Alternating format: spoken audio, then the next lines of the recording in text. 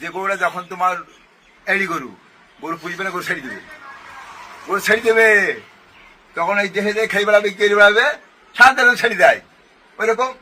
আর একটা কথা কাকা শুনো, ধরো যারা গরু খায় বুঝি না, তারা ফিরতে খাই নিলে চৌকাতে জমাই করে রাস্তার মধ্যে খাবে, জোর জঙ্গলে লক করে খেয়ে ফেলে, তার লস কারলো, আলটিমেটলি লস। তাহলে যা পুষলো সে গরুটা ছেড়ে দিল, যারা খাওয়ার কিন্তু ঠিকই খেয়ে নিবে, চুপ করে খেয়ে নিবে।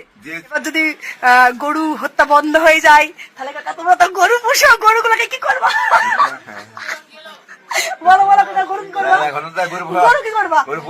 যে গরুটা আছে, না না কাকা লাইন আসো, যে গরুটা আছে তোমার সেই গরুটা কি করবা কাকা? গরু এখন এই যা ভয় ধরে মরিয়ে পুষতে হবে, তাতে কি তোমার লস না লাভ কাকা? লস হবে তো। তাহলে তুমি গরু কাটার পক্ষে না বিপক্ষে? না না, পক্ষে না বিপক্ষে? গরু মানে গুজরাট জিনিস, গরু যদি কালা বন্ধ হয়ে যায় তো এমনি হিন্দুদেরও সবার অসুবিধা।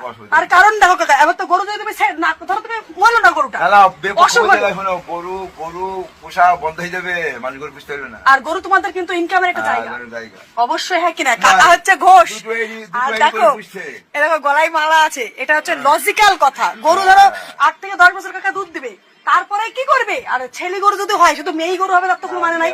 ছেলে গরুটা হলে কি করবা প্রশ্ন এখানে? ওই এই গরুর কি উপায়? এখন তো লাঙ্গলও দিতে পারবে না, তাই না? চারশো নাই, বিশাল মুশকিল হয়ে গেল।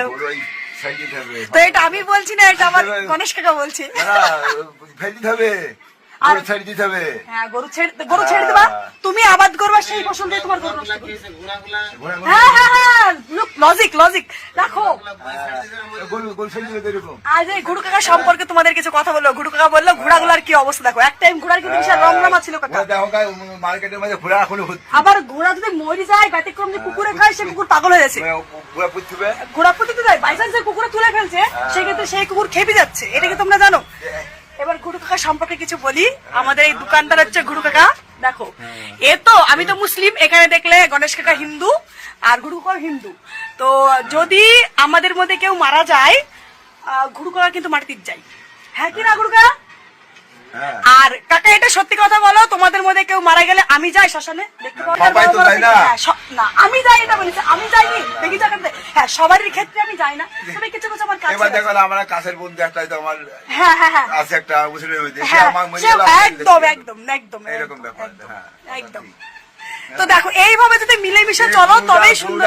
তো গরুটা, যে গরুটা যখন তোমার এড়ি গরু গরু পুষবে না, গরু ছেড়ে দেবে, গরু ছেড়ে দেবে, তখন এই দেহে দেহে খেয়ে বেড়াবে, কেড়ে বেড়াবে, শান্তি ছেড়ে দেয় ওইরকম।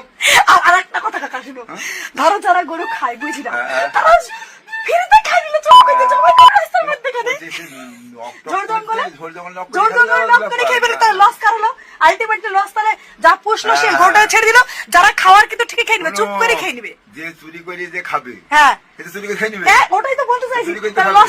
আলটিমেটলি লস হলো চাষির, লস হলো চাষির। আশা করি তোমাদেরকে বোঝাতে পেরেছি। ভিডিওটা কন্টিনিউ করার জন্য ধন্যবাদ।